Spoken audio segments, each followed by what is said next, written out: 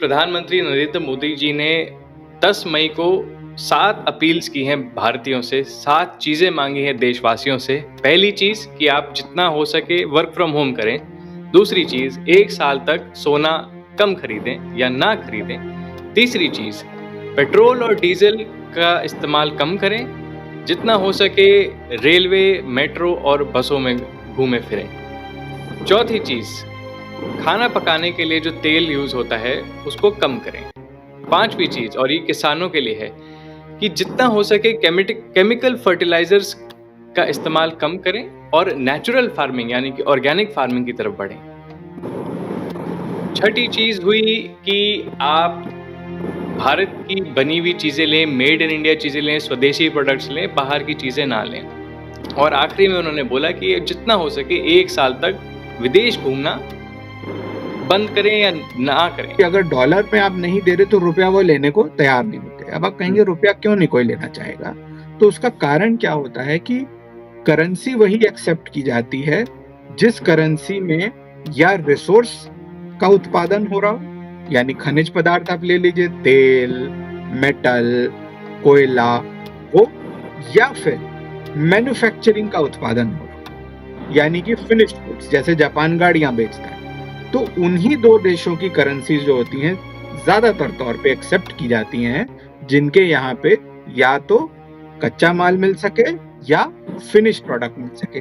Unfortunately हम इन दोनों में अच्छे नहीं हैं। आजकल की जो जनरेशन है वो ये सोच भी नहीं सकती कि भारत में जब देश आजाद हुआ था तो हम अपने खाने के लिए भी उतना उत्पादन नहीं कर पाते थे कि हमें भुखमरी के शिकार ना हो।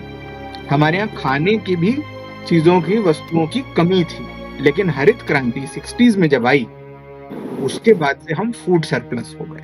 काफी लोगों के कई सवाल हैं कि 10 मई को पहली बार उन्होंने अपील की शाम को 5:30 बजे, और 8:30 बजे ही 40 गाड़ियों की कॉन्वॉय लेके उन्होंने एक रोड शो किया। फिर 11 मई को आते हैं, उन्होंने फिर बोला कि तेल और डीजल कम इस्तेमाल करो, और फिर उसी दिन फिर से 40 गाड़ियों के साथ उन्होंने कॉन्वॉय किया। 12 मई को आरएसएस के चीफ 40 गाड़ी लेके उड़ीसा में कैंपेनिंग करने निकल गए कॉन्वॉय लेके। फिर 12 मई को फिर से असम चीफ मिनिस्टर हिमंता बिस्वा शर्मा की जो ओथ टेकिंग सेरेमनी थी, उसमें पूरा बीजेपी का काफिला अलग अलग प्रदेश से फ्लाइटें लेके वहां पहुंचा। नमस्कार, फेयर ऑब्जर्वर हिंदी में आपका स्वागत है। हमारे साथ फिर से जुड़ रहे हैं Manu Sharma sir. Manu sir FOI नाम की जियोपॉलिटिकल रिस्क एडवाइजरी में एक पार्टनर हैं। उन्होंने हमारे साथ कई बार बात करी है। उन्होंने हमारे साथ टैक्सेस के बारे में बात की है, इकोनॉमी के बारे में बात की है, पॉलिटिक्स के बारे में बात की है, और आज हम उनसे फिर बात करेंगे। लेकिन उनके साथ हमारे साथ जुड़ रहे हैं हमारे वरिष्ठ पत्रकार प्रदीप पिदावत जी। सर नमस्कार, आप दोनों को स्वागत है। जी नमस्कार। मनु सर, बहुत लंबे अरसे बाद चूंकि आप FOI रिस्क एडवाइजरी करते हैं तो रिस्क पे हैं हम लोग। बिल्कुल इस वक्त रिस्क तो बड़ा ही है। बिल्कुल सर, तो इसीलिए सीधा मुद्दे में घुसते हैं, क्योंकि प्रधानमंत्री नरेंद्र मोदी जी ने 10 मई को 7 अपील्स की हैं भारतीयों से, 7 चीजें मांगी हैं देशवासियों से। पहली चीज कि आप जितना हो सके वर्क फ्रॉम होम करें। दूसरी चीज 1 साल तक सोना कम खरीदें या ना खरीदें। तीसरी चीज पेट्रोल और डीजल का इस्तेमाल कम करें। जितना हो सके रेलवे, मेट्रो और बसों में घूमें फिरें। चौथी चीज खाना पकाने के लिए जो तेल यूज होता है उसको कम करें। पांचवी चीज, और ये किसानों के लिए है, कि जितना हो सके केमिकल फर्टिलाइजर्स का इस्तेमाल कम करें और नेचुरल फार्मिंग यानी कि ऑर्गेनिक फार्मिंग की तरफ बढ़ें। छठी चीज हुई कि आप भारत की बनी हुई चीजें लें, मेड इन इंडिया चीजें लें, स्वदेशी प्रोडक्ट्स लें, बाहर की चीजें ना लें। और आखिरी में उन्होंने बोला कि जितना हो सके 1 साल तक विदेश घूमना बंद करें या ना करें। अब मनु सर, इसमें उन्होंने ये कहा कि ये 7 अपील्स जो हैं, ये ईरान में जो लड़ाई चल रही है, जो स्ट्रेट ऑफ हॉर्मुज ब्लॉक्ड है, उसको ध्यान में रखते हुए हमको चलना है। तो मैं सबसे पहले तो आप ही से पूछना चाहूँगा कि ये अपील, ये जो स्पीच दी थी प्रधानमंत्री मोदी जी ने, ये उनको क्यों देनी पड़ी? देखिए, कभी भी हमारे हमारे सिस्टम में तो कम से कम, हमारी प्रणाली में कम से कम प्रधानमंत्री जो है वो सबसे शक्तिशाली व्यक्ति होता है। ठीक है। और देशों में अलग-अलग तरीके का एक सत्ता का ढांचा होता है, पर हमारे ढांचे में प्रधानमंत्री सर्वशक्तिमान है। तो अगर प्रधानमंत्री जी को आकर देश को अपील करनी पड़ रही है, तो उस पे गौर करना बहुत ज़रूरी है। और ये ध्यान देना बहुत ज़रूरी है कि ये अपील किस बारे में की गई है। तो ये अपील की गई है उन मुद्दों को लेकर जिनमें एक आप कह सकते हैं कि एक कॉमन थ्रेड है ना? हुँ, इन सब के बीच में कॉमन क्या है? इन सब के बीच में एक ही चीज़ क्या है, जो सबको जोड़ती है? वो तार, और वो तार है विदेशी मुद्रा। दरअसल हुआ क्या है कि ईरान का जो युद्ध है, वो युद्ध 2 तरीके से भारत की अर्थव्यवस्था पे चोट कर रहा है। पहला कि हम कच्चा माल, जिसमें कि कच्चा तेल होता है, जिसमें गैस होती है, जिसमें उर्वरक भी आते हैं, अब उसके लिए काफ़ी हद तक जो है पर्शियन गल्फ जिसे बोलते हैं हम, है ना? गल्फ की जो जो खाड़ी कहते हैं जिसे, उन देशों पे निर्भर थे। अब वो सामान आना हो गया बंद या बहुत कम। दूसरी बात कि जब वो आना कम हो गया तो आप क्या करेंगे? ये इस प्रकार है कि ऐसे सोचिए कि आप जो है बाज़ार गए सामान लेने, और जिस दुकान पे आप खरीदारी करते थे, उस भाई साहब ने बोला, "भाई जो आप सामान लेने आए हैं, आज मेरे पास नहीं है।" अब आप 2 काम करेंगे, या तो आप सामान नहीं लेंगे, घर चले जाएँगे। लेकिन अगर वो सामान लेना बहुत ज़रूरी है, जैसे कि अगर हम देखें ऊर्जा तो बहुत ज़रूरी है, ऊर्जा के बगैर तो कोई गति नहीं। तो आप कहेंगे यार चलो इस दुकान पे नहीं है, वो आगे वाली दुकान पे जाता हूँ। तो आप आगे वाली दुकान पे जाएँगे। अब वो आगे वाली दुकानदार को पता है कि भई पीछे से इसको सामान नहीं मिला। वो क्या करेगा? वो आपसे ज़्यादा दाम लेगा, ठीक है? तो उसी प्रकार से हमको बाकी देशों के पास जाना पड़ रहा है, दूर-दूर जाना पड़ रहा है, और उनसे बहुत ज़्यादा दामों पर आयात को लाना पड़ रहा है। अब इससे क्या फ़र्क पड़ रहा है? इससे ये फ़र्क पड़ रहा है कि जो हमारी विदेशी मुद्रा का भंडार है, वो कम होता जा, तो अर्थव्यवस्था अपने आप में सुचारू है, ठीक है, लोग काम पे जा रहे हैं, प्रोडक्शन हो रहा है, काम-धंधा सबका चल रहा है। लेकिन समस्या क्या आ रही है कि हमारे पास जो और देशों को देने के लिए विदेशी मुद्रा है, वो अब कम होती जा रही है। अब आप बोलेंगे कि उससे क्या फ़र्क पड़ता है? उससे फ़र्क देखिए ये पड़ता है कि विदेशी मुद्रा अपने आप में एक क्राइसिस उत्पन्न कर सकती है। जब हमारे प्रथम चरण के रिफॉर्म्स हमारी अर्थव्यवस्था में हुए थे 1991-92 में, तो यही हुआ था कि हमारा बैलेंस ऑफ पेमेंट का क्राइसिस हुआ था, जिसमें हमारे पास डॉलर खत्म हो गए थे और हम हमारे पास पैसे नहीं बचे थे तेल खरीदने। तो उससे क्या है कि अगर आप एकदम से आपके पास पैसे खत्म हो जाएँ, पैसे से मेरा अर्थ है डॉलर, तो आपका चक्का जाम हो जाएगा, क्योंकि अगर डॉलर में आप नहीं दे रहे तो रुपया वो लेने को तैयार नहीं होते। अब आप कहेंगे रुपया क्यों नहीं कोई लेना चाहेगा? तो उसका कारण क्या होता है कि करेंसी वही एक्सेप्ट की जाती है, जिस करेंसी में या रिसोर्स का उत्पादन हो रहा हो, यानी खनिज पदार्थ आप ले लीजिए, तेल, मेटल, कोयला, वो, या फिर मैन्युफैक्चरिंग का उत्पादन हो रहा हो, यानी कि फिनिश्ड गुड्स, जैसे जापान गाड़ियाँ बेचता है।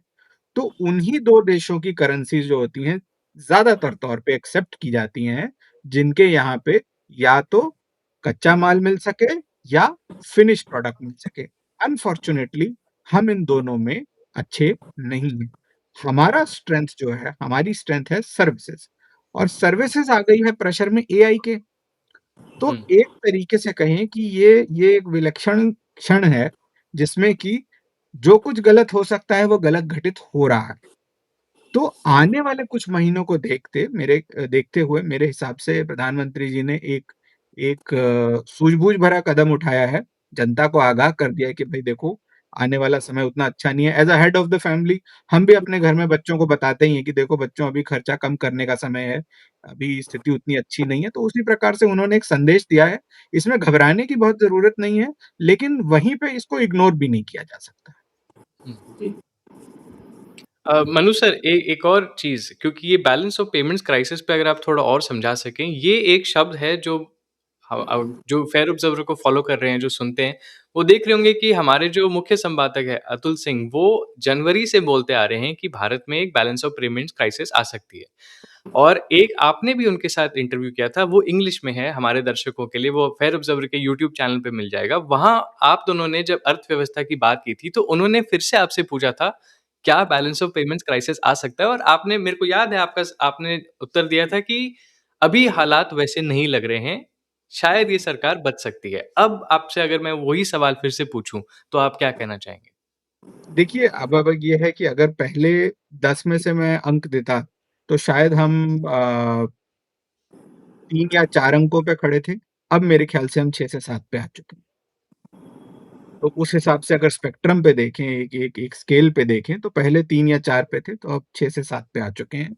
और उसका कारण बहुत, मैं लोगों को समझाना चाहूँगा बैलेंस ऑफ पेमेंट का क्राइसिस होता क्या है। जी। तो ये देखिए, ये इस तरीके से होता है कि मान लीजिए कि एक आप बाज़ार गए कुछ सामान खरीदने, और आप वहाँ जाके सोचते हैं कि भई अच्छा, ये मैंने सामान ले लिया है और ये 3000 रुपए का पड़ेगा, ठीक है? अब सोचिए कि आप अपना वॉलेट और अपना मोबाइल फ़ोन घर पे भूल गए, ठीक? अब हुँ, क्या है कि टेक्निकली मैं बोलूँ, ठीक है? बैलेंस, अगर आपका बैलेंस शीट देखी जाए, आपका नेट वर्थ देखी जाए, तो आप तो हैं लाखों करोड़ों के मालिक। हुँ, लेकिन उस क्षण में, वहाँ पे, उस दुकानदार के खड़े हुए सामने आप देखते हैं कि आपके पास तो ज़ीरो है। जी, तो उस सेकंड में आपके पास एक बैलेंस ऑफ पेमेंट का क्राइसिस है। उस वक़्त आपके पास देने को नहीं है सामान। तो उसी प्रकार से क्या होगा कि अगर आपका जो फ़ॉरेन एक्सचेंज रिज़र्व है, वो खत्म हो जाता है या कम हो जाता है, तो उस वक़्त की ये दिक्कत है। ऐसा नहीं है कि आपके पास पैसा नहीं है या आपकी जीडीपी नहीं बची, नहीं, आप कुछ बेच के या कुछ करके आप ला सकते हैं। हुँ, लेकिन उस पल में आपके लिए दिक्कत खड़ी हो जाती है। तो वो आप बोलेंगे फिर ये तो तत्कालिक सा है, तो इसमें इतना डरने की क्या बात है? तो बिल्कुल। डरने की बात इसमें क्या आती है, जो मैं क्लियर करूँगा, कि अगर आप कभी भी बैलेंस ऑफ पेमेंट क्राइसिस में आते हैं, तो जो मार्केट है, जो बाज़ार है, और बाज़ार से मेरा अर्थ है, बाज़ार पैसे का बाज़ार, क्रेडिटर्स का बाज़ार, लोन देने वालों का बाज़ार। और किसको लोन देने वाले? वो जो सरकारों को लोन देते हैं, आम व्यक्ति को नहीं, सरकारों को। तो हुँ, जो लोग सरकारों को क्रेडिट देते हैं, उनके बॉन्ड खरीदते हैं, वो बोलेंगे, भाई देखो ऐसा है, हमें तो नहीं पता कि ये बैलेंस ऑफ पेमेंट क्राइसिस इसलिए आया कि भई इनसे ऐसी कोई चूक हो गई, या इसलिए आया है कि इनके पब्लिक फाइनेंस खराब है। भई दोनों किस्से हो सकते हैं, हमें तो नहीं पता भाई। क्योंकि देखिए, जी, उनका काम क्या है? उनका काम पैसे बनाना है, वो इमोशनल नहीं होते। वो ये नहीं देखते कि किसका दें, उनके लिए तो सब देश बराबर हैं, 190-80 देश हैं, उनके लिए वो कहीं भी जा सकते हैं, है ना? कैपिटल के लिए कोई कोई पासपोर्ट, कोई सीमा, कोई वीज़ा कुछ नहीं होता, कैपिटल फ्री फ्लोइंग है। तो इस कारण से बैलेंस ऑफ पेमेंट क्राइसिस जो होता है, अगर आप वो आ जाए या उसके आप नज़दीक आप पहुँच जाएँ, तो जो लेंडिंग मार्केट्स हैं, वो आपके साथ थोड़ा हार्श बर्ताव शुरू कर देते हैं। और उससे क्या होता है, आपकी जो बोरोइंग की कॉस्ट है, उसपे दिक्कत आती है। और ये सिर्फ़ मैं बहुत सिम्प्लिफ़ाई करके बता रहा हूँ, इसके बहुआयामी नतीजे होते हैं एक बैलेंस ऑफ पेमेंट क्राइसिस आने के। क्योंकि क्या है कि उनकी नज़र में ये नहीं है कि ये तत्कालिक सी बात है, उनके लिए लगता है इसके पीछे कोई गूढ़ चीज़ भी हो सकती है। इसीलिए हर देश ये कोशिश करता है कि कभी भी बैलेंस ऑफ पेमेंट में समस्या ना आए। जैसे ही कोई बिल आए, हम उसको फटाफट क्लियर कर दें, इसमें कोई देरी ना हो, ताकि हमारी आँच जो है, हमारी जो साख है, वो बनी रहे। याद रखिएगा कि इकोनॉमिक्स जो है, वो पार्ट अकाउंटिंग और फाइनेंस है, लेकिन पार्ट साइकोलॉजी भी है। हुँ, अक्सर भारत जो है साइकोलॉजी वाले एलिमेंट पे मार खाता रहा है। अब इसका मैं एक और एग्ज़ाम्पल दे देता हूँ कि मनमोहन सिंह जी के दौर में एक समय आया था, आप निकाल के देखेंगे डेटा तो पता चलेगा। मेरे ख्याल से 2000 5-6 से लेके 7 या 8 तक ऐसा था, जब जब डॉलर जो था वो स्टेबल था या थोड़ा-सा कभी-कभी एप्रिशिएट भी कर जाता था कुछ दिनों के लिए डॉलर के अगेंस्ट रूपी। तो ऐसा क्यों हो रहा था कि उन्होंने उस टाइम पे कैपिटल कंट्रोल्स पे रिलैक्सेशन लानी शुरू कर दी थी। यानी ये कहना शुरू कर दिया था कि भाई हमें कोई दिक्कत नहीं, आप जितना चाहे डॉलर लाइए ले जाइए, सब्जेक्ट टू अ लिमिट। और हम उदारवाद के पुरोधा हैं, और हम उदारवाद करेंगे करेंसी मैनेजमेंट में। उससे क्या हुआ, कॉन्फिडेंस आ गया, लोगों को लगा यार देखो ये इतना खुलेआम अपनी करेंसी चला रहे हैं, इसका मतलब अंदर से मजबूत है ये, चाहे हो ना हो, ठीक है। लेकिन साइकोलॉजी अभी क्या है कि आजकल एक ये मैसेज जा रहा है कि शायद रुपया कहीं कमजोर है, और हम आंकड़ों में भी देख रहे हैं, अब पता नहीं 95-96 के आसपास आ चुका है। तो रुपया कमजोर तो हो रहा है थोड़ा।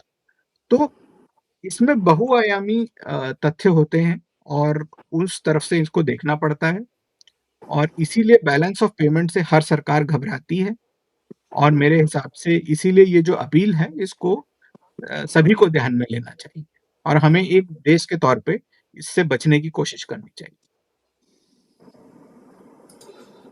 बिल्कुल सही कह रहे हैं मनु सर।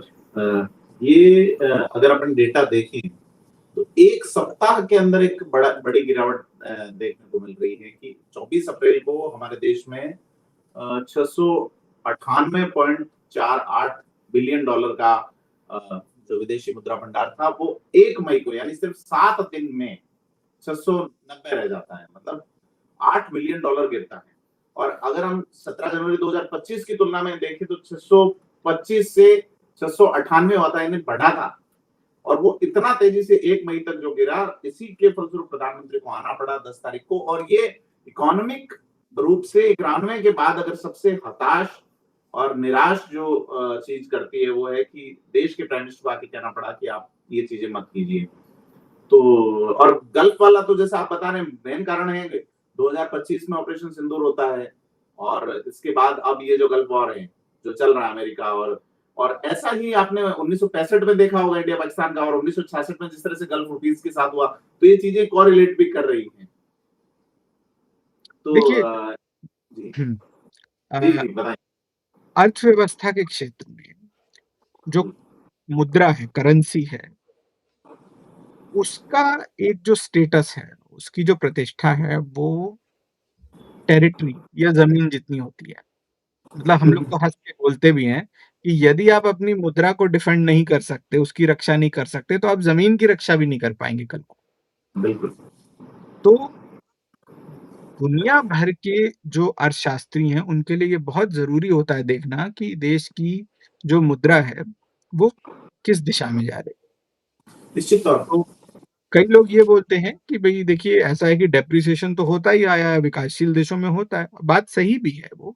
लेकिन मैं एक बात उसमें काउंटर भी समझाना चाहूंगा हमारे दर्शकों को कि डेप्रिसिएशन होना ठीक है, लेकिन वो डेप्रिसिएशन मैनेज्ड और एक विदाउट वॉलेटिलिटी होना चाहिए। कहने का अर्थ एक होता है कि आप वो किसी पार्क में जाते हैं और वो जो फिसलन पट्टी होती है उस पे आराम से बैठ के नीचे आते हैं, और एक होता है कि आप 10 सीढ़ी चढ़ के थड़ से कूद गए, और धक्का। दोनों में क्या होगा आप खुद समझ सकते हैं, फर्क है कि नहीं है इसमें मैं तो ये फर्क जो है ये समझने वाला होता है कि डेप्रिसिएशन ठीक है, मैनेज्ड है, आराम से आइए नीचे। लेकिन अगर आप कूद गए या आपकी करेंसी कूद गई, तो उसके परिणाम उतने अच्छे नहीं होते, उसको डेप्रिसिएशन भी नहीं कह सकते।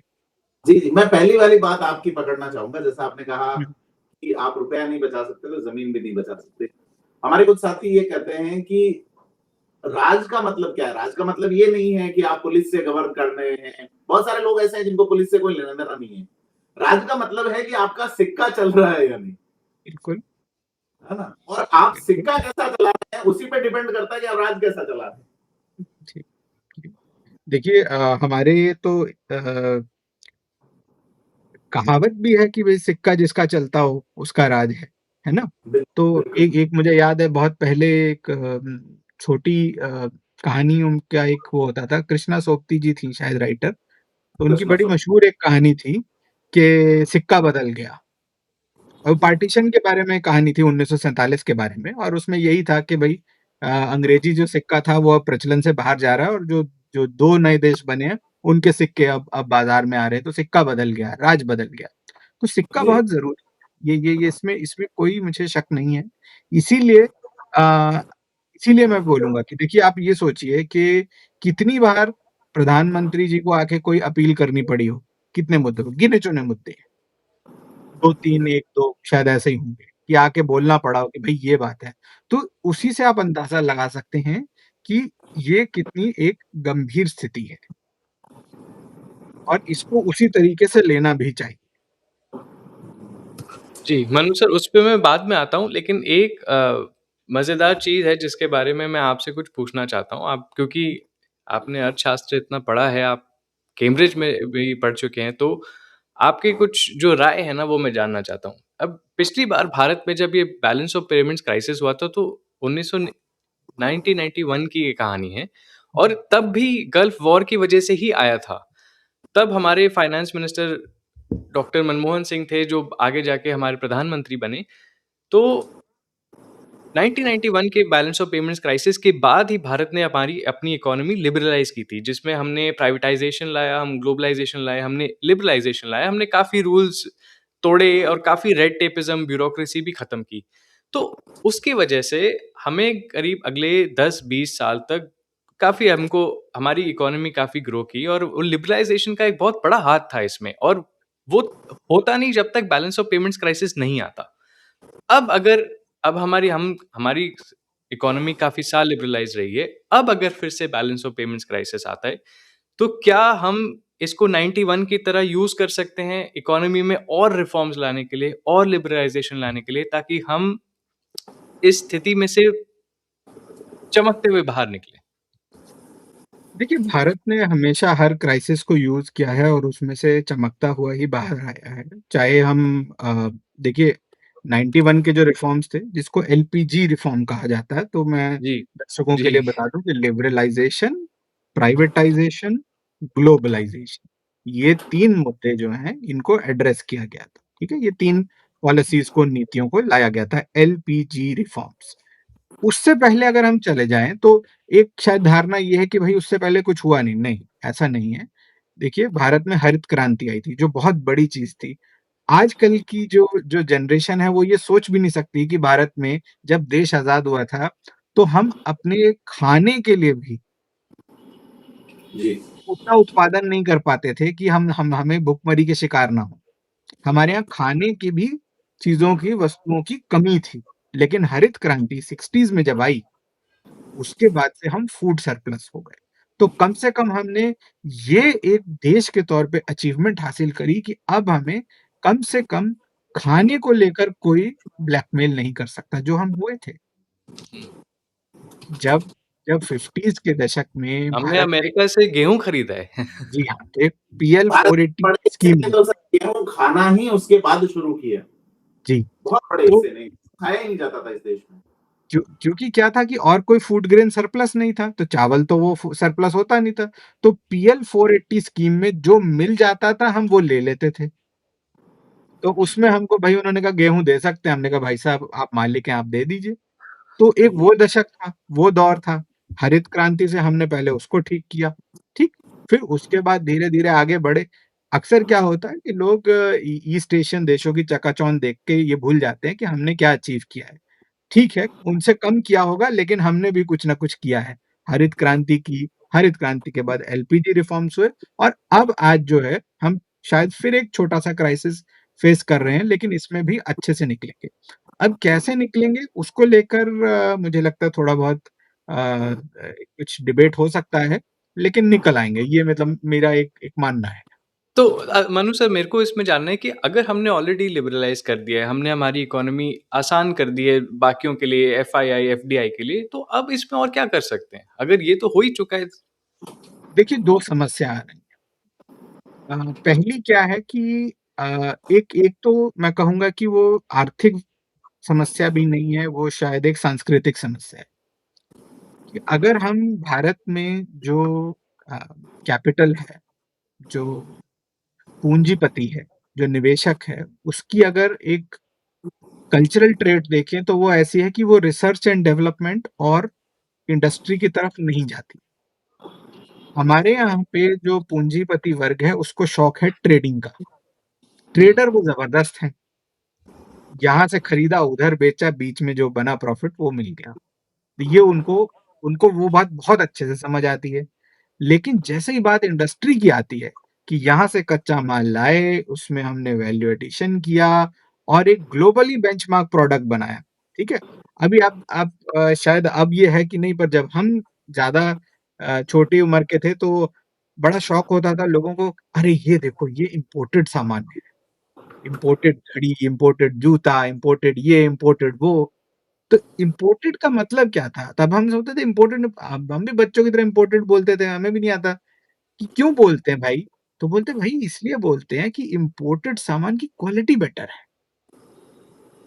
हुँ, कि भाई ये वहाँ बना है वर्सेस ये जूता तो इंडिया में भी बनता था, घड़ी बिल्कुल, तो इंडिया में भी बनती थी एचएमटी की, तो हम विदेशी क्यों लेते थे? क्वालिटी, क्वालिटी बिल बेंचमार्क, है ना? गाड़ी यहाँ भी बनती थी, लेकिन गाड़ी यहाँ कौन-सी बनती थी? एम्बेसडर, ठीक है? क्वालिटी का आधार भरोसा, दूसरी जी, चीज है ना? तो भरोसा है। हमारा जो पूंजीपति वर्ग है वो अभी तक जो है, देश तो 90 में आगे आ गया, एलपीजी कर गया। सरकार ने तो अपनी नीति बदल दी, लेकिन मुझे लगता है कहीं न कहीं पूंजीपति वर्ग ने नहीं बदली। तो उनको ज़रूरत है इस वक़्त कि वो आगे बढ़ के निवेश करें, और निवेश ही नहीं बल्कि रिसर्च एंड डेवलपमेंट पे बहुत फ़ोकस करें। देखिए इतना गर्म देश है, ठीक है? हम हमारे यहाँ कितनी गर्मी होती है, लेकिन एयर कंडीशनिंग में कोई इंडस्ट्री निवेश करे और सोचे कि कैसे एक एनर्जी एफिशिएंट एसी बनाया जाए, कम ऊर्जा खाने वाला, हुँ, एक ऐसा एसी बनाया जाए जो भारतीय कंडीशंस में चले। नहीं, हम क्या करते हैं, भाई जापानी एसी लगवाएँ। अरे भाई, जापान में कहाँ गर्मी होती है इतनी? जापान तो एक ठंडा देश है, लेकिन हम सोचिए एसी की टेक्नोलॉजी जापान से लेने जा रहे हैं। बिल्कुल, इतना गर्म देश होते हुए भी, इतना पैसा होते हुए भी पूंजी पर इन्वेस्ट नहीं था। तो मैं ये नहीं कहता कि मैं जापानी उनके विरोध में हूँ या कुछ है, पर ये हमें भी सोचना होगा ना। बिल्कुल। अच्छा मनु सर, मैं अब जो प्रधानमंत्री मोदी जी ने जो 7 अपील्स किए ना, उन पे थोड़ी हुँ, विस्तार में चर्चा करना चाहता हूँ। पहली तो एक तो हमारे मोदी जी कोई को प्रेस कॉन्फ्रेंस करते नहीं है, तो लोग उनसे सवाल उठा नहीं पाते। लेकिन काफ़ी लोगों के कई सवाल हैं कि 10 मई को पहली बार उन्होंने अपील की, शाम को 5:30 बजे, और 8:30 बजे ही 40 गाड़ियों की कॉन्वॉय लेके उन्होंने एक रोड शो किया। हुँ, हुँ, हुँ, फिर 11 मई को आते हैं, उन्होंने फिर बोला कि तेल और डीज़ल कम इस्तेमाल करो, और फिर हुँ, उसी दिन फिर से 40 गाड़ियों के साथ उन्होंने कॉन्वॉय किया। 12 मई को आरएसएस के चीफ 40 गाड़ी लेके उड़ीसा में हुँ, कैंपेनिंग करने निकल गए कॉन्वॉय हुँ, लेके। हुँ, फिर 12 मई को फिर से असम चीफ मिनिस्टर हिमंता बिस्वा शर्मा की जो ओथ टेकिंग सेरेमनी थी, उसमें पूरा बीजेपी का काफ़िला अलग-अलग प्रदेश से फ्लाइटें लेके वहाँ पहुँचा। फिर यहाँ पे हो गया, तेल भी यूज़ हो गया, और जो काफ़ी तो प्राइवेट जेट भी यूज़ हुए, जो भारत बनाती नहीं, तो हम बाहर से लेते हैं। और तीसरी चीज़ मैं बात करना चाहता हूँ कि प्रधानमंत्री मोदी जी ने जब भी बोला कि आप तेल कम कीजिए, आप स्वदेशी प्रोडक्ट लीजिए, उसके बाद जब वो रोड शो में निकले ना, तो टोयोटा एक जापानीज़ गाड़ी में बैठ के निकले, जबकि हमारे पास टाटा महिंद्रा हैं। तो जब हमारी सरकार, जो हमारे प्रधानमंत्री ही ऐसे अपील्स का पालन ना करें, तो वो कैसे सोच सकते हैं कि भारतवासी भी अब पालन करेगा? देखिए ये एक अच्छा सवाल है मेरे ख्याल से, और इसके 2 आयाम हैं, ठीक है? मैं पक्ष भी बोलूँगा, मैं विपक्ष भी बोलूँगा। जी, जी। पक्ष में क्या है कि देखिए, और ये मैं क्योंकि मैं उस जनरेशन से आता हूँ आप जिन्होंने, में बिठाए गए जी, हैं। दोनों आप इसीलिए हमसे देखिए एक मज़ाक में था ना, कोई भी सिंगल हैंडेड इकोनॉमिस्ट नहीं होता। वो बोलता है on one hand and then on the other hand. तो जी। बिल्कुल तो सही है। है ना? तो ये मुझे बोलना ही पड़ेगा, ये आदत ही पड़ गई है अब। तो हाँ, बिल्कुल। अब इसमें देखिए पक्ष की बात पर मैं पहले रखनी चाहूँगा कि मैं उस जनरेशन से आता हूँ जिसने राजीव गांधी जी का निधन देखा, जिन्होंने जो मेरे मेरे राज्य की बात करूँ, बेअंत सिंह होते थे चीफ मिनिस्टर, वो भी असैसिनेट हुए। तो एक ऐसा दौर देखा है जिसमें कि राजनीतिक हिंसा बहुत हुई है। तो जहाँ तक सिक्योरिटी की बात है, मैं कहता हूँ कि चलिए उसको अपवाद मान लेते हैं। जहाँ-जहाँ जिनको सिक्योरिटी मिली है, ठीक ही मिली होगी, उसमें उसमें सिक्योरिटी जो मैनेजर्स हैं उनके, उस पे छोड़ देते हैं। कि भाई 40 लें कि 60 लें कि 30 गाड़ियां लें, जितने में उनका चलता है वो चलना चाहिए। लेकिन लेकिन लेकिन इसके बाद कहानी आती है कि भाई चलिए जिनकी सिक्योरिटी रिस्क है वो तो है, लेकिन बहुत से ऐसे लोग हैं जिनका नहीं है, और वो भी मतलब इतने इतने सैकड़ों में काफिले लेके घूम रहे हैं यहाँ से वहां। या सवाल ये है कि इतना घूमने की जरूरत भी है कि आप चलिए मान लीजिए कि आप पे रिस्क है तो, पर लेकिन आपका क्या सुबह से शाम लेके ये सभाएं करना जाना आना, क्या ये जरूरी है सभी के लिए? कुछ कुछ जैसे प्रधानमंत्री हो गए, आरएसएस प्रमुख हो गए, ये लोग तो चलिए अपनी अपनी ऑर्गेनाइजेशंस के हेड हैं, इनका आना जाना बनता है, लेकिन बाकी और हैं जो मंझले स्तर पे हैं या निचले स्तर पे हैं, क्या उनको भी इतना ही खर्चा करना चाहिए? मुझे लगता है वहां पे बहुत सारी कटौती की एक एक गुंजाइश है। और अंत में देखिए क्या है कि मैं चाहे दोनों तरफ की बात कर लूं, लेकिन क्या है, जनता तभी किसी की बात को गंभीरता से लेगी जब वो देखेंगे कि वो खुद उसका अनुपालन कर रहे हैं। अगर खुद ही नहीं कोई कर रहा, जी, आदर्श तो ऊपर से इसका बिल्कुल इसमें एक वो भी प्रश्न आ जाता है, और उसमें मुझे लगता है कि वो बात इसमें एक एक एक मैं आपको याद दिलाना चाहूंगा कि अगर आप अटल बिहारी वाजपेयी तक अगर देखेंगे तो शायद वहां तक वो कोशिश करते थे कि वो स्वदेशी गाड़ियों का इस्तेमाल करें अपने काफिले में। तो जी। वो मेरे ख्याल से उनकी शायद पसंदीदा टाटा सफारी होती थी उस समय पे। सबकी होती थी सर। हाँ। सबको पसंद थी टाटा सफारी। तो वो टाटा सफारी में अमित शाह आते तो थे। अभी भी वही टाटा सफारी में बैठते हैं। उनको भी शायद, जिनको पसंद होती है उनको बहुत अच्छी लगती है वो गाड़ी। तो तो टाटा सफारी होती थी। और अगर उससे थोड़ा पीछे चले जाएं तो जब देवेगौड़ा साहब थे, और ये नरसिम्हा राव जी थे, आई के गुजराल थे, तो एक और गाड़ी बहुत चलती थी, टाटा सिएरा। हाँ, सीरा टाटा सिएरा होती थी, और एक होती थी अम्बेसडर, तो चलिए थी ही थी, अम्बेसडर तो राजसी चंद्रशेखर। गाड़ी। तो वो गाड़ियां भी चलती थी। पर मुझे लगता है देखिए, ये इसमें फिर वही बात आ जाती है कि अपने अपने कारण होंगे। सिक्योरिटी मैनेजर्स को लगता होगा कि भाई दूसरी गाड़ी की जरूरत है, तो ठीक है, उसमें कुछ अपवाद छोड़ देने चाहिए। जी, अच्छा, तो हम आज बात कर रहे हैं 13 मई को, तो आज ही उत्तर प्रदेश के जो चीफ मिनिस्टर हैं योगी आदित्यनाथ जी, उन्होंने बोला है कि मेरा जो कॉन्वॉय है 50% आप घटा दीजिए, और आज ही प्रधानमंत्री मोदी जी ने भी बोला है कि मेरा कॉन्वॉय भी आप कम कर दीजिए। चलिए, माना कि सिक्योरिटी इश्यूज तो होते हैं, और आपने सही बोला कि प्रधानमंत्री और प्रेसिडेंट, इन लोगों के पदों के लिए कॉन्वॉय मानी जाती है, लेकिन फिर ऐसे-ऐसे हमारे पास उदाहरण आते हैं, जैसे मध्य प्रदेश में एक बीजेपी लीडर हैं सौभाग्य सिंह, जो उज्जैन से भोपाल गए 200 से 700 गाड़ियों का कॉन्वॉय लेके। तो जब भारतीय जनता पार्टी के खुद ही मिनिस्टर ऐसी हरकतें क मिनिस्टर भी नहीं है ये, भाजपा के एक एक लीडर हैं एमपी में।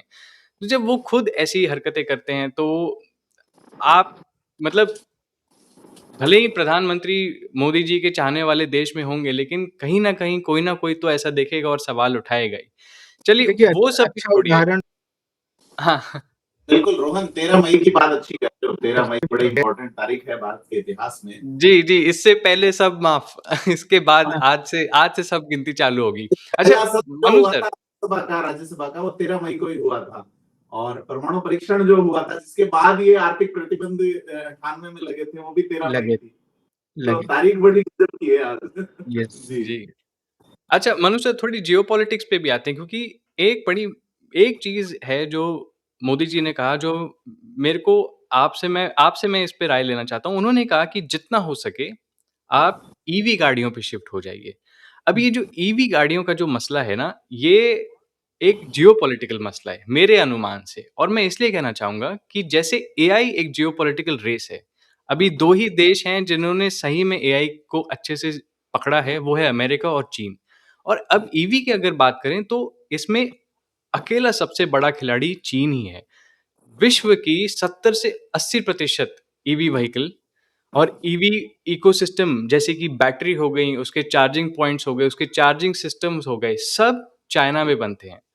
दूसरे नंबर पे आता है वियतनाम, तीसरे नंबर पे आता है अमेरिका, जिसमें सिर्फ टेस्ला और एक रिवियन नाम के एक एक एक कंपनी ने कुछ ईवी मैन्युफैक्चरिंग की है, लेकिन अधिकतर ईवी चीन में बनती हैं।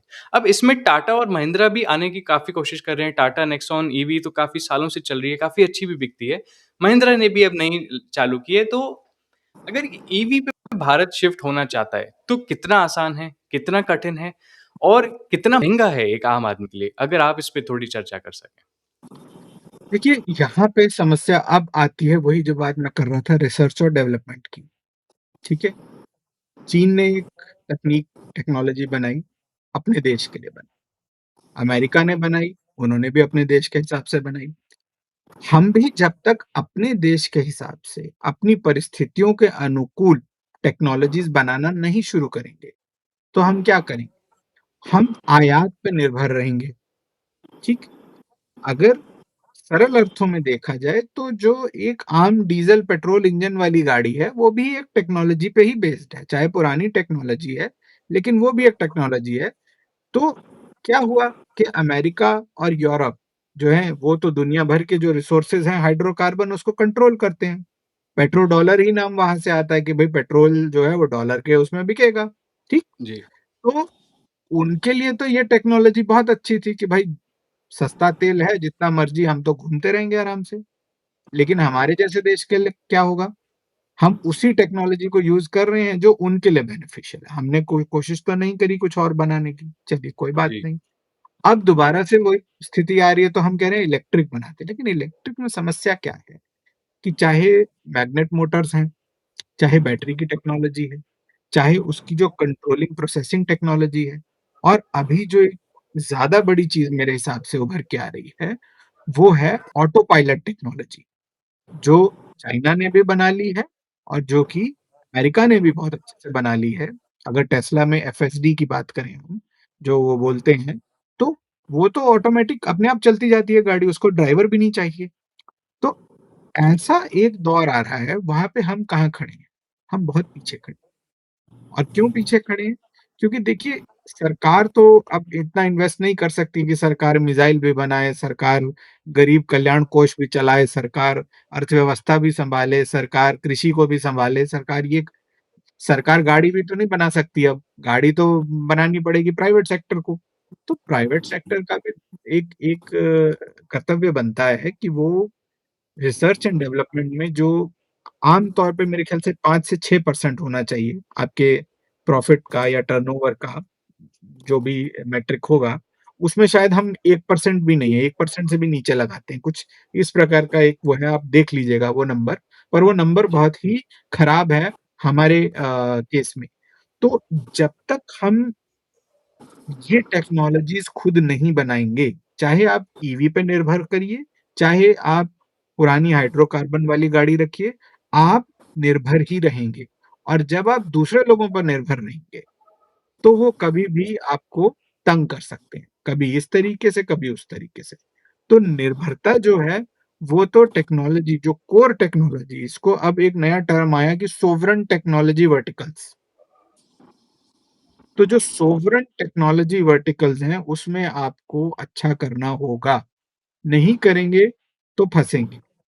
ये उसी प्रकार से है जैसे अभी 13 मई की बात हुई, तो जब न्यूक्लियर परमाणु परीक्षण हमने किए, तो वो इसी लिहाज से किए ना कि भई कोई और देश तो आपको देगा नहीं वो बम, आपको खुद ही बनाना पड़ेगा।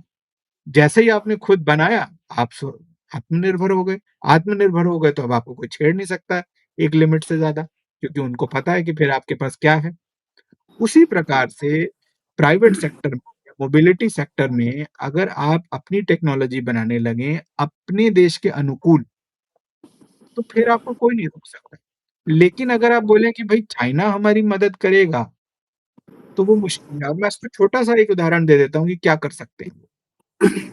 जितनी इलेक्ट्रॉनिक गाड़ियाँ हैं, इलेक्ट्रिक गाड़ियाँ हैं सॉरी, वो नेटवर्क्ड होती हैं और उनमें कंप्यूटर लगे होते हैं।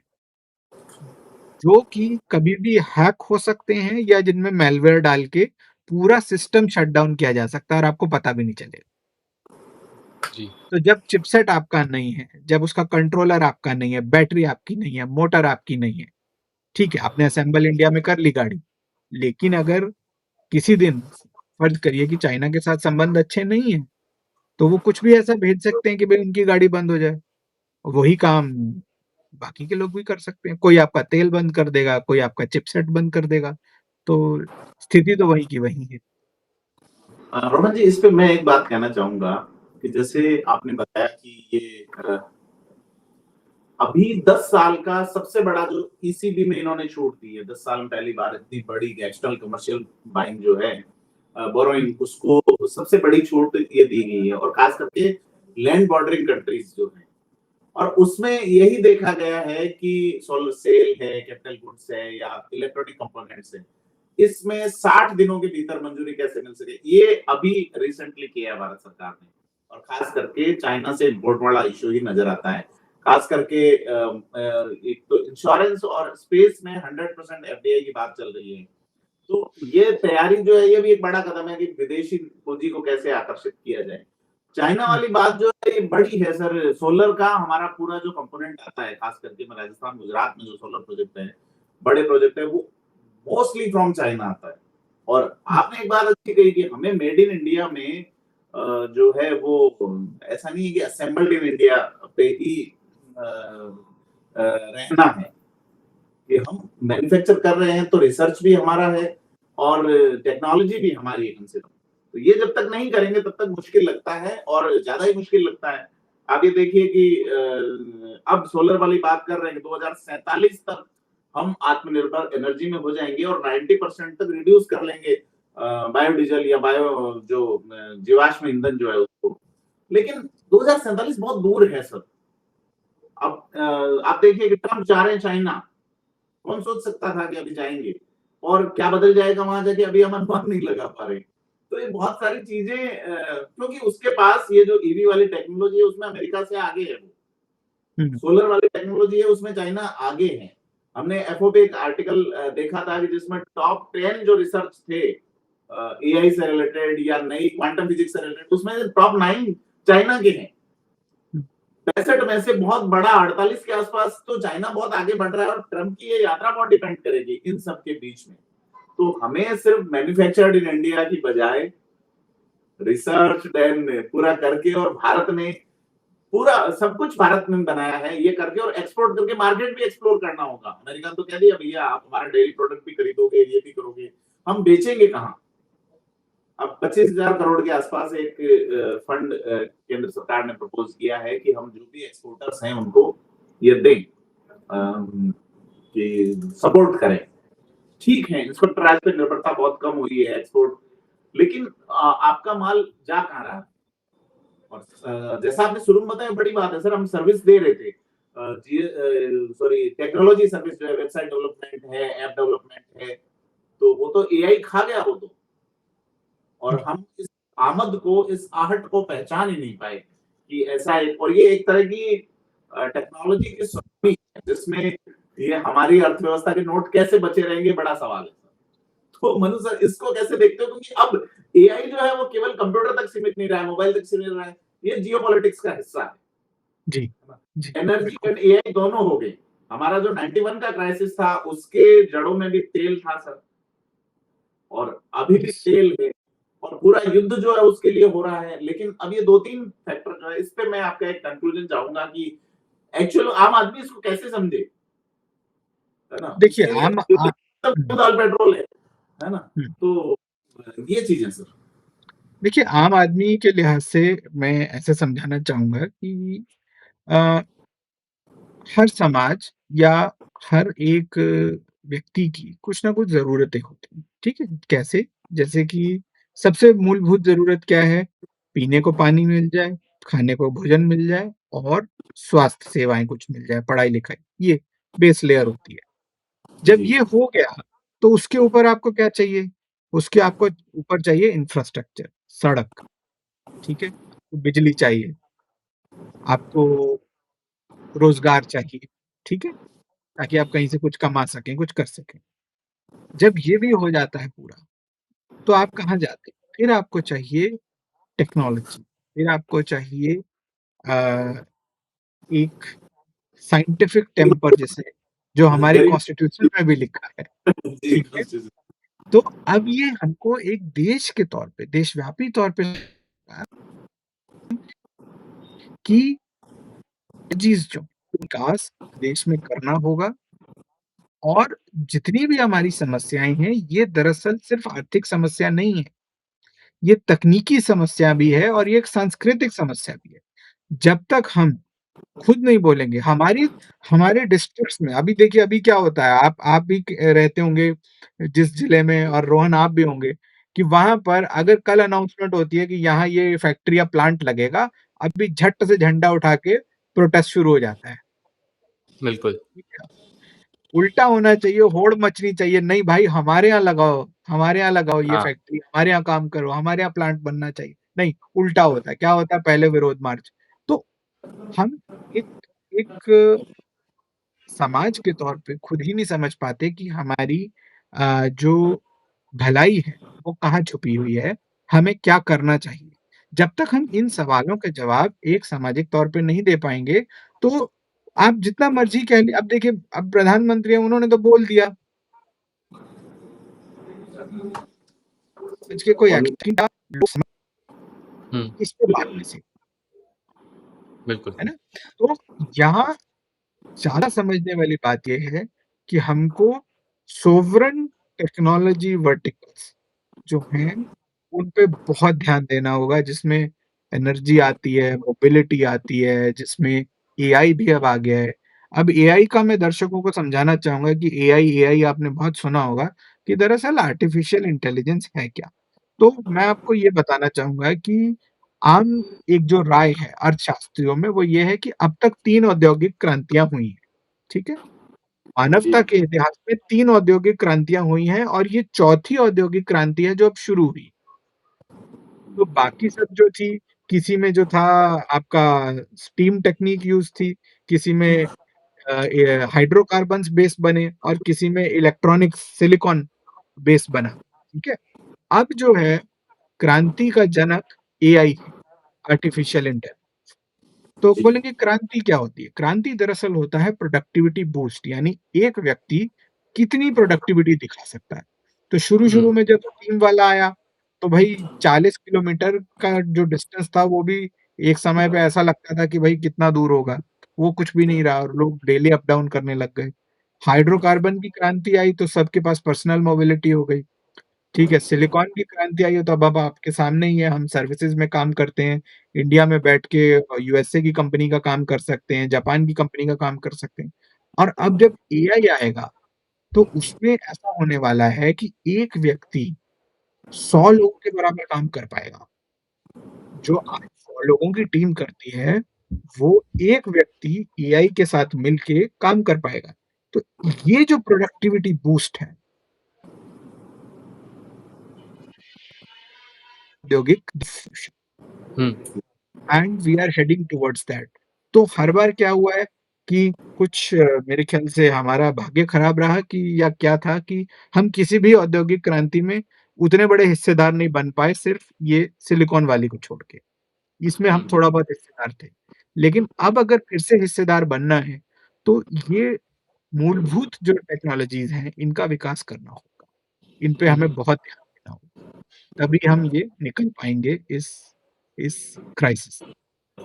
जी। अच्छा मनुष्य टेक्नोलॉजी से हट के 2 अलग विषय पे जाऊँगा लेकिन एक चीज़ आपने ना बड़ी मज़ेदार बताई कि जब भारत में फैक्ट्री कोई खोलना चाहता है तो पहले प्रोटेस्ट और धरने चालू हो जाते हैं और बाद में उसके बाद उसके ऊपर कुछ भी उसको बचाना या उसको चालू करना या वहाँ जॉब्स के लिए जाना वो अलग चीज़ है। लेकिन मैं दर्शकों को बताना चाहता हूँ कि हम चाहते हैं कि हमारे पास भी बड़ी-बड़ी कंपनीज़ हों, बोइंग हो, एयरबस हो।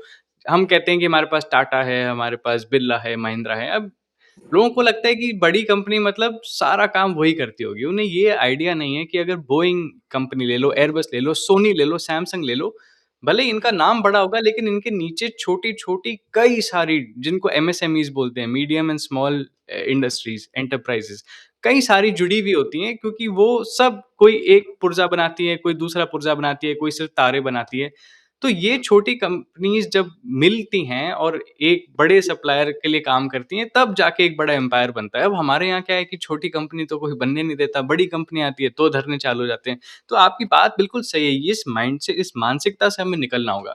लेकिन मैं अब आना चाहता हूँ 2 बड़े मुद्दों पे और ये मेरे आखिरी मुद्दे हैं आपसे क्योंकि प्रधानमंत्री ने जो अपील्स की हैं, ये एक तो मिडल क्लास को थोड़ी चोट पहुँचाने वाली बात भी हो गई क्योंकि उन्होंने सोना यानी कि गोल्ड के लिए मना किया है। अब ऐतिहासिक रूप से जो भारत का मिडल क्लास है उसने सोना खरीदा है अपनी आर्थिक व्यवस्था को टूटने से बचाने के लिए, अपने घर के हालात को गंभीर आर्थिक व्यवस्था तक पहुँचने से रोकने के लिए उन्होंने सोना हमेशा खरीदा है।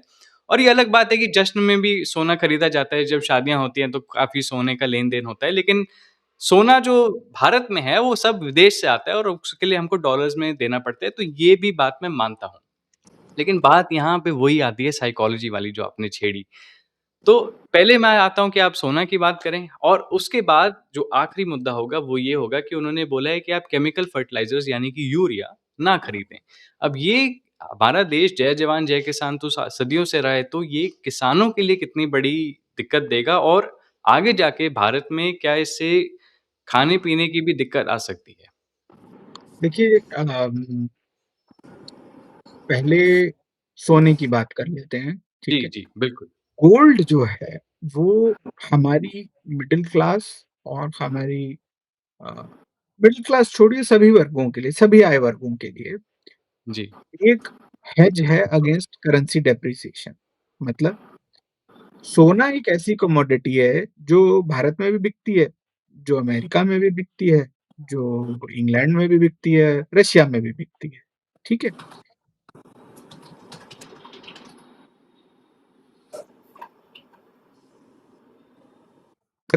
कि ये जो है एक प्राइस मेंटेन करती है बॉर्डर्स के अक्रॉस, ठीक है? तो आप इसको इस तरीके से देखिए कि आज से 15 साल पहले आपके पास 1 लाख रुपए होते और आपने गोल्ड में डाल दिए, ठीक? तो आज आपके पास जो है उस जो सपोज़ मान लीजिए 15 साल पहले 15 नहीं चलिए 10 साल का ले लेते हैं। 10 साल पहले शायद 40-42 हज़ार का 1 तोला था। जी, तो ठीक है आपके पास ढाई तोले हो गए। अब वो 1 लाख आपका अगर आज आप ढाई तोला देखते तो मेरे ख्याल से 3 लाख से 3 साढ़े 3 लाख तक शायद आपको उसका मिलता। वो 1 लाख का उतना हो। लेकिन अगर आपने वो 1 लाख आज तक 1 लाख ऐसे एफडी में रखा होता या यूँ ही पड़े रहने दिया होता, तो आप खुद ही सोच सकते हैं कि इन्फ्लेशन ने उसका क्या हाल किया होता। तो दरअसल क्या है कि भारत की गृहिणियाँ जो हैं और भारत के जो मध्यम वर्गीय या और भी घर हैं, गृहस्थियाँ हैं, वो गोल्ड को यूज़ करते हैं हेज के तौर पे। हेज यानी कि उनको पता है कि रुपए की वैल्यू जो है वो साल दर साल गिरती आई है किसी न किसी कारण से। तो अगर आपको इन्फ्लेशन की मार से बचना है तो आप सोना लेके रखिए। सोना इन्वेस्टमेंट नहीं है, हेज है। मैं फिर समझाना चाहूँगा। इन्वेस्टमेंट यानी निवेश अलग होता है। उसमें होता है कि आप पैसा डाल रहे हैं तो उससे कमाई आएगी। गोल्ड आप ड पैसा कमाने के लिए नहीं डालते, गोल्ड आप डालते हैं कि भई रख दो क्योंकि हमें पता है रुपए की वैल्यू तो गिरनी है। तो अब प्रधानमंत्री जी ने जो ये आह्वान किया है और ये नया प्रोड्यूस तो होता नहीं, हम इम्पोर्ट करते हैं। जी, तो भारत का जो एक आम नागरिक है, उसके पास अपनी ही गिरती हुई करेंसी से बचने का एक ही मात्र उपाय होता है, वो है कि सोना खरीदना। तो अब इसमें वही आती है बात कि भई ये निजी हित देखें कि राष्ट्र हित देखें? और जी। ये एक ऐसा सवाल है कि मैं दर्शकों पे छोड़ूँगा, इस पे मैं कोई राय नहीं दूँगा। कि भाई से देखिए क्योंकि क्योंकि क्या है भई हर घर का हर हर परिवार का अपना एक एक परिस्थितियाँ होती हैं और उस हिसाब से उन्हें निर्णय लेना चाहिए। प्रधानमंत्री जी की अपील है, आप गंभीरता से विचार करिए और उसके बाद निर्णय आपका अपना है। और दूसरी जी, बात जो है, उर्वरक की जो आपने कही, फर्टिलाइज़र्स की, मेरे ख्याल से ये तो एक बहुत ही गंभीर मुद्दा है। क्योंकि हमारी जो एग्रीकल्चर है चाहे हम आत्मनिर्भर हो चुके हैं, हमारी प्रोडक्शन जो है उसमें फर्टिलाइज़र्स का बहुत बड़ा रोल है, केमिकल फर्टिलाइज़र्स। तो अगर उसकी कमी वाक़ई और ये मेरा मानना है कि कोई सरकार, कोई प्रधानमंत्री अ, उसमें कमी नहीं आने देंगे, जितना उनका बस चले उतना। तो ये वाक़ई में वो बहुत कठिन परिस्थिति में है कि वो शायद उनको सप्लाई मिल नहीं पा रही है, ग्लोबल हुँ, मार्केट से, किसी भी दाम पे। ये भी मैं कहना चाहूँगा कि भारत सरकार किसी भी दाम पे खरीद के लाके किसान भाइयों को देगी। तो अगर ऐसा नहीं हो पा रहा है, तो इसका मतलब वाक़ई एक बहुत कमी है ग्लोबल जो वैश्विक बाजार है उसमें, और ये स्थिति थोड़ी-सी चिंताजनक है। और अगर उसमें वो ये कह रहे हैं कि ध्यान दीजिए, तो मेरे ख्याल से इस पे तो त्वरित कार्यवाही होनी चाहिए और किसान भाइयों को सोचना चाहिए कि कैसे वो कम उर्वरक में उतनी ही प्रोडक्शन कर सकें। जी। मनु सर, बड़ा अच्छा लगा आपसे बात करके। धन्यवाद मुझसे और प्रदीप सर से जुड़ने के लिए और हमसे बात करने के लिए। आशा करते हैं आपसे हम और बात करते रहेंगे और विषयों पे चर्चा करते रहेंगे। जी। नमस्ते। नमस्ते।